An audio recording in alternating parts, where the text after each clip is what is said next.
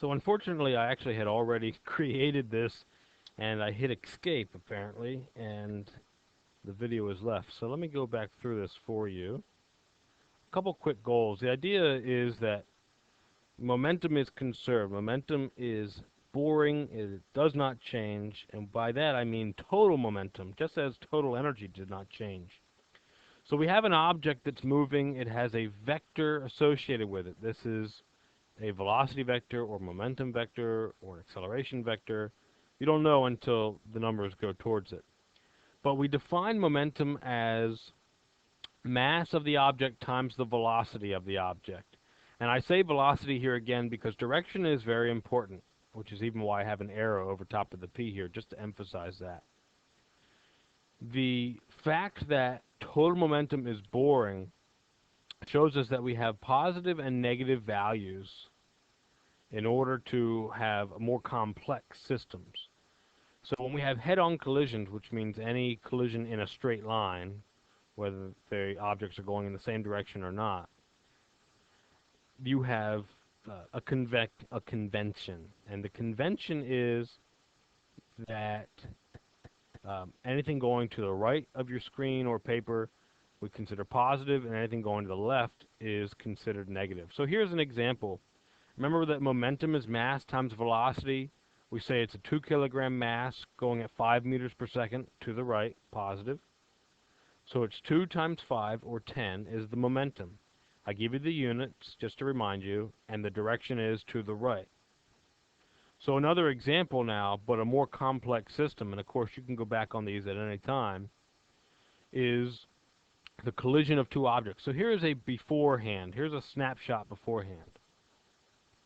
And we have two objects. One is less than half the mass of the other.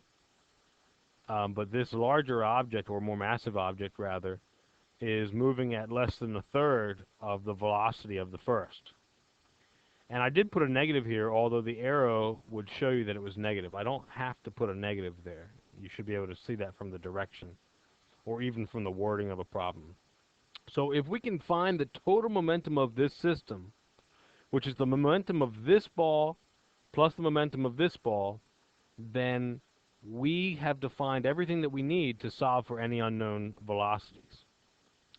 And just another point, it doesn't have to be balls. It can be cars. It can be Velcro. It can be something exploding outwards. It can be anything that's involved within a collision or an explosion. So the momentum of this ball, mass times velocity, 20, positive to the right. Also, we had to find the momentum of this ball, mass times velocity, 5 times negative 3. So it's 15, negative, or to the left. So the total is going to be 20 plus a negative 15, or just 5 left over. And actually, even though these aren't drawn to scale, this will be much further out here. If you overlapped these, you'd see that there was some left over. That represents the 5 total momentum. So now that we know the total momentum of the situation, we can define two possible outcomes.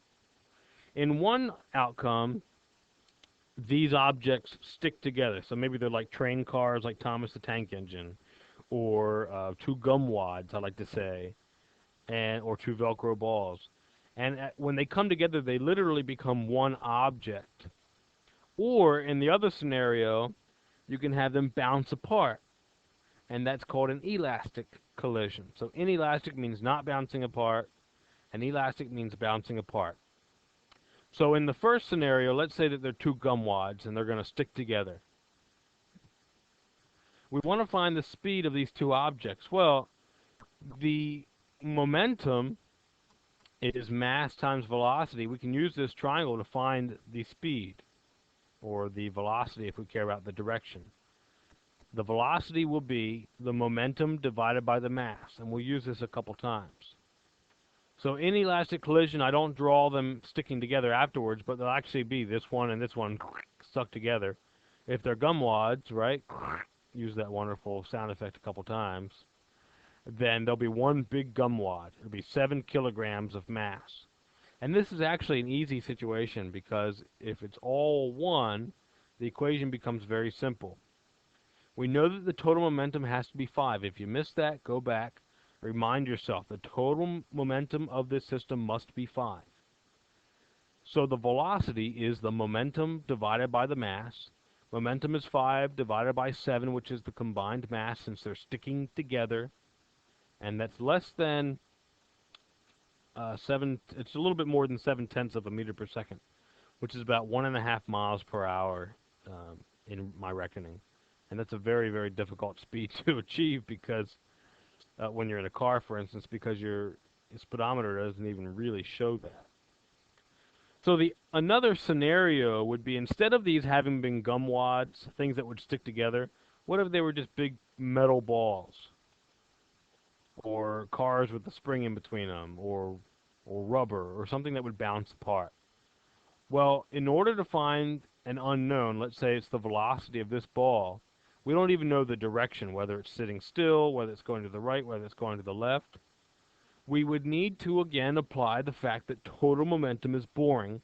Total momentum doesn't change. In this scenario, it was 5, a positive 5. So we actually found the velocity of this one ball. It's 2.25 meters per second to the right. How did you know that? Well, I gave that to you. But really, we would have had a meter stick and a stopwatch, and we'd have found that speed, or a motion detector, or a radar gun. You know, we'd have to have found this. And the important reason for that is because we don't want to solve 2 momentum equations at the same time. So we know that the total momentum must be 5. But if we find the momentum of this one ball, which is our known, it's 5 times 2.25, 11.25. That's already more than the total momentum. I mean, what's wrong? Have we violated the conservation of momentum law? No. No, it's total momentum. We originally got it by adding a positive and a negative momentum anyway. So this momentum of the other ball must then balance out the momentum of this ball on the right. How do we do it? Well, subtract the 2. We figure out that in order to balance this and make it just 5 total momentum, excuse me, you'll have to have a negative 6.25 for this smaller ball. So it has a negative momentum. It's going to the left. Now we can fill in that arrow. It's really just a matter of applying the fact that momentum is mass times velocity. Remember the equation? I'll go back and show you again. Velocity, momentum divided by mass. That's what we're trying to find. So if it's momentum divided by mass, then we have a momentum of negative 6.25 divided by 2. This ball, we have finally found the speed, actually the velocity because it has a direction, is 3.12 meters per second to the left. That's about 7 miles per hour, just to put it into your own experiences. So again, total momentum is boring. Total momentum cannot change. It's all related to the energy conservation principle as well. Just a derivation of that. So you have 2 really good examples. One where you have the same objects coming together and sticking together, and one where you have them bouncing apart because we've changed the materials. And this will be your check your understanding in a different recording, but as we go through it, I want you to make sure that you understand how the previous principles apply. It's a slightly different scenario. This one's catching up to that one. It's going to be a rear-end collision. It's a head-on rear-end collision. But everything is the same. This is just a condensed version of those previous notes.